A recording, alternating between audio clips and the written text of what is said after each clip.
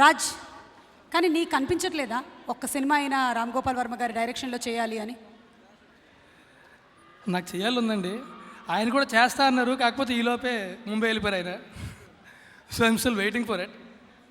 Shiva release అయినప్పుడు ఇంకా పుట్టలేదండి. I was born 2 years later. So ఆ సినిమా జనాలను క్రియేట్ చేసిన ఇంపాక్ట్ నాకు ఎక్స్పీరియన్స్ అవ్వలేదు. But experience after effects of Shiva which are massive. నాకు అంటే నేను ఒక 7 years 8 years ఉన్నప్పటి నుంచి కూడా ఎప్పుడైనా శివ నేను చూడలేదు అండి, శివ చూడలేదు అసలు మనిషివనా అని. So when I finally watched it, అప్పటి నుంచి కూడా నాకు ఆర్జీవర్ సినిమాలు అన్నీ చూసేవాడిని, కాకపోతే ముందు భయం వేస్తూ ఉండేది చూసే ముందు. దే క్రియేట్ హ్యూజ్ ఇంపాక్ట్, చాలా ఇన్ఫ్లుయెన్స్ చేసేస్తాయి ఆయన సినిమాలు. సో వేరే ఏమన్నా ఆలోచిద్దామన్నా సరే అటుపక్క ఆలోచిస్తూ ఉంటాం. సో అంత ఇన్ఫ్లుయెన్స్ చేస్తాయి ఆయన సినిమాలు అందరినీ కూడా. అండ్ ఇది తెలుగులో ఆయన లాస్ట్ సినిమా అనడానికి ఐఎమ్ నాట్ షూర్ అండి, because as far as I know Ramu గారు ఎప్పుడు ఎక్కువ స్ట్రెస్ తీసుకోవడానికి ఇష్టపడరు.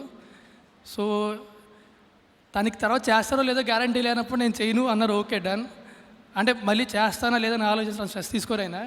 అండ్ బాలీవుడ్కి వెళ్ళిపోయిన తర్వాత మళ్ళీ చేయాలి అనిపించిందంటే అరే అప్పుడు చేయనని చెప్పాను కదా, నెక్స్ట్ చేయొచ్చా లేదా అని ఆలోచించరైనా హీల్ డూ ఇట్. సో ఆయన చేయాలి అనిపించేదాకా మనం వెయిట్ చేసి సరిపోతుంది. Heal definitely do it. So thank you very much.